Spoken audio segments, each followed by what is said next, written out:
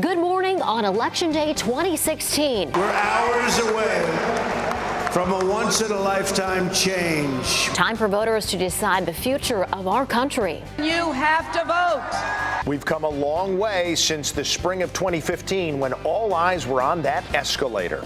I am officially running. I'm running for president. For President of the United States. We went from more than 20 candidates in the primaries. There's nothing about you that makes anyone nervous. The American people are sick and tired of hearing about your damn emails. Down to the final two. I humbly and gratefully Accept your nomination for the presidency. of the United States. After this long 18 months of attacks, He'd rather have a puppet as president of No the United puppet, States. no puppet. And it's pretty clear. You're the puppet. and jokes, And number three. it all comes down to today. I'm asking for your vote. Let's get out and vote. We need to unify, and we need to go vote. Don't boo. Vote. We're covering all of it right now on Good Day, Connecticut. It is 7 a.m. on Election Day. Wow. How far we have come to make it to this day. Thank you so much for joining us. I'm Tim Lammers. And I'm Erica Arias. It is Election Day and the polls are open. They opened about an hour ago. Happening right now, take a live look at a polling place where folks are voting. After all the polls and debates and attacks, now you finally get to have your say in the presidential race as well as local races. And take a look at the line in New Haven. Hundreds are lined up at the Edgewood Magnet School waiting to cast their ballots. Mayor Tony Harp will vote at this location in just a few minutes. We have it all covered for you. Yeah, you can expect more with Fox 61. Our team is in place covering federal election monitors at Connecticut polling places. The latest on the presidential campaign as well. Plus, the big races to watch here in Connecticut. And then how is the weather looking as you head out to vote? Joe Fury is starting off our live team coverage.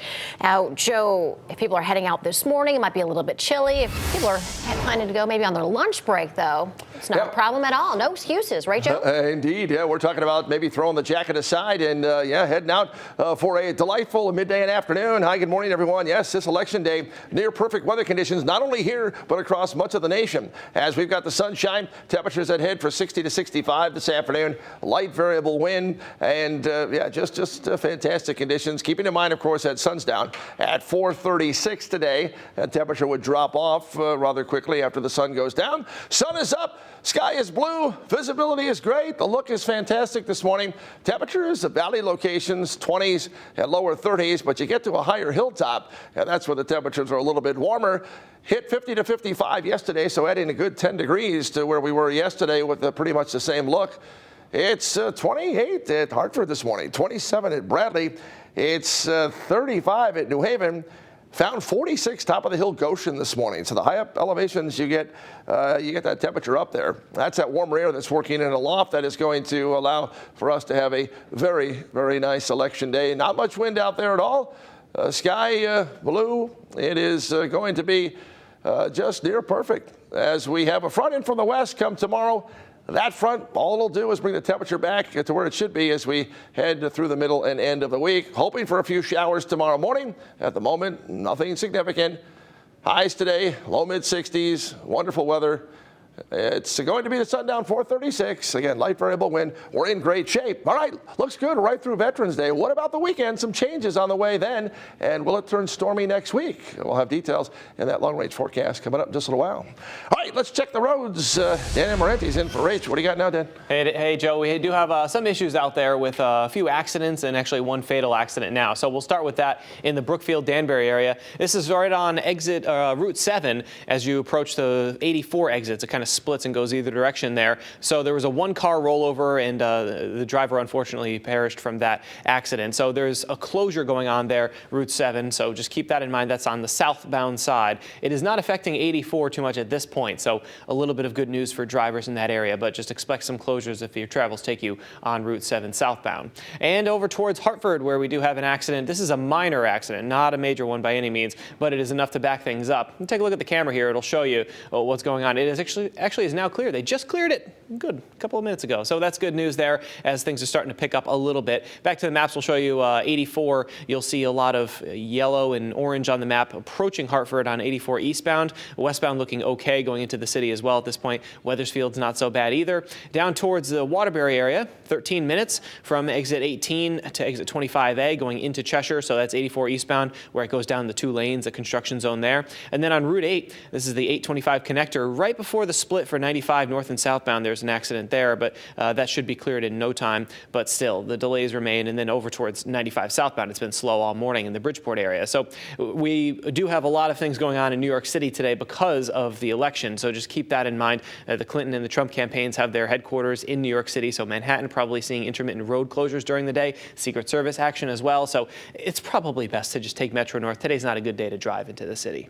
That's a Mattress Firm traffic report. Sleepy's is now Mattress Firm with more selection, service, and savings. Back to you.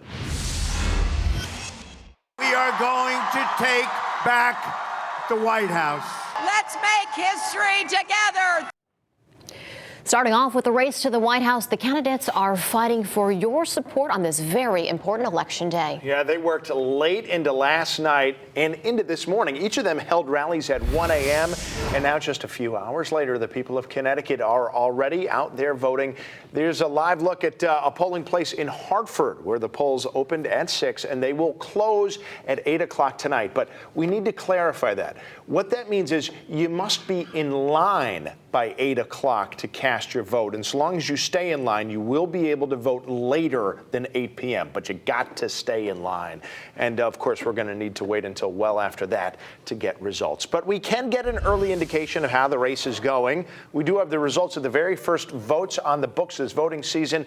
If you're not familiar, in every presidential election year since 1960, little Dixville Notch, New Hampshire holds a vote at midnight. This year, all of 8 people cast their ballots.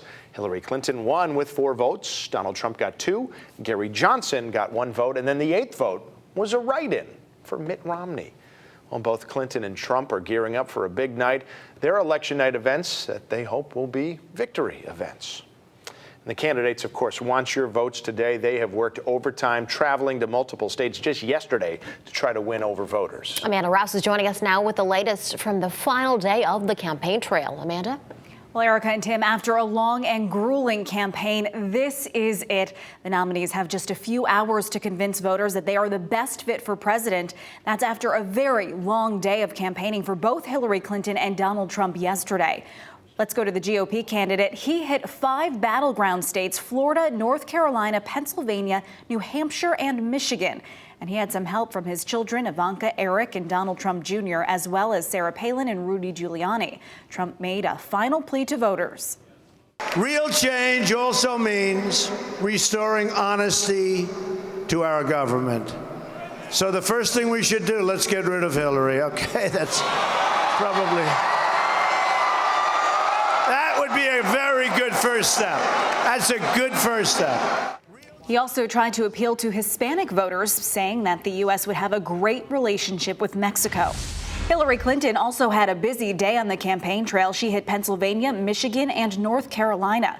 President Obama and the First Lady, Michelle Obama, were also on the campaign trail, looking to push Clinton over the finish line. Our core values are being tested in this election, but my faith in our future has never been stronger. I love our country, and I believe in the American people.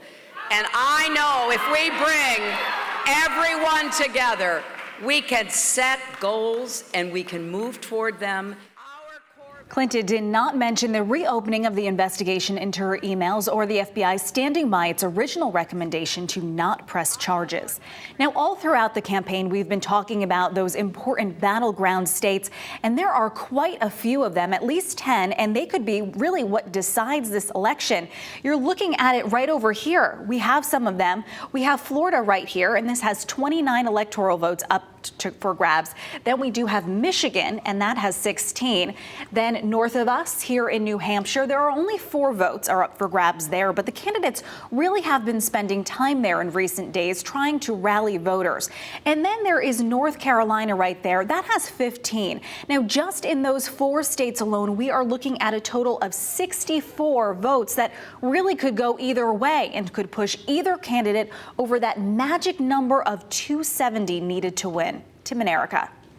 Well, it's going to be a very busy day at the polls. At least that's what we're expecting. And that would be good news because people have been registering to vote at a record pace. And there is still time for you if you haven't registered yet. Yeah, we're taking you out right now to where one of the polls are and see what's going on as the doors opened about an hour and 9 minutes ago. Fox 61's Sean Pagano, he is live at Hartford Seminary with the very latest. Sean, good morning. Well, good morning to you. For the first time in a presidential race, Connecticut voters will be allowed to register to vote on Election Day, but it is important to note that you can only do so at designated locations, and those more than likely are at your local town hall. Now, thousands of voters are expected to register to vote here in Hartford alone, which means expect long lines at registration centers, and polling places will be hopping with activity. Officials and monitors, though, hope for not a repeat performance of 2 years ago when registrations arrived late due to a snafu with absentee lists and long waits to get registered. That caused voters to miss as polls closed before they got there. Voters must be registered before the polls close. Now, the Department of Justice is deploying more than 500 personnel to 67 jurisdictions in 28 states, Connecticut being one of them. Here in Connecticut, monitors will be in 8 cities to watch for potential violations such as discrimination on race, religion, or gender. It is expected to be a big day. Secretary of State Denise Merrill expected to be a big turnout. She says it is a concern, but cities and towns are as prepared as they could be. Now, Connecticut is providing also disabled voters with a new way to cast ballots. All polling places will be equipped with tablets that will allow votes to be cast through a touch screen or an audio program that allows voters to respond to voice cues. A lot of good things happening with this election, and coming up a little bit later in the hour, we are expecting to see Governor Malloy here along with First Lady Malloy to cast their votes on this election here in Hartford this morning. That is the latest. We are live in Hartford. Sean Pagano, Fox 61 News. Sean, thanks so much for that update. It is 7:11. Much more still ahead for you here on Good Day Connecticut. This Election Day morning, Senator Richard Blumenthal is fighting to keep his U.S. Senate seat. We're going to share who is facing off against the incumbent.